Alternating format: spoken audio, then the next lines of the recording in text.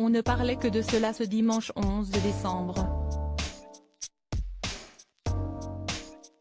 Depuis la victoire des Bleus face à l'Angleterre, 2-1, en quart de finale de la Coupe du monde de football, les Français sont focalisés sur la demi-finale à venir contre le Maroc. Et le porte-parole du gouvernement, Olivier Véran, n'a pas échappé à l'effervescence qui s'est emparée du pays.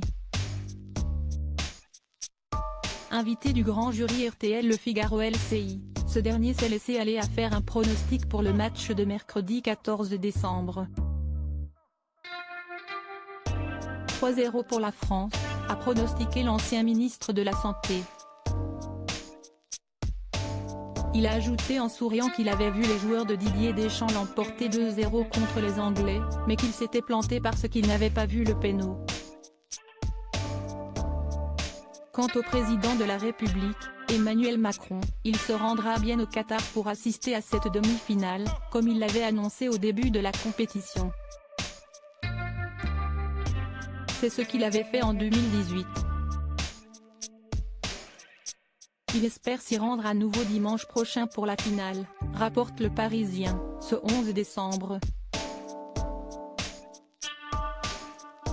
Des moments de réunion, de communion en marge de cette demi-finale, il a été demandé au porte-parole du gouvernement ce qu'il pensait de la crainte des débordements par rapport à cette rencontre. Ce dernier a préféré botter en touche et rappeler que ce match doit être une fête partout en France. On a envie d'en faire une fête et on a envie de se dire que des événements sportifs peuvent être des moments festifs, des moments de réunion, de communion, quel que soit le gagnant, a-t-il expliqué. Et Olivier Véran de préciser, ce sera de toute façon un très beau match. Je serai évidemment derrière l'équipe de France.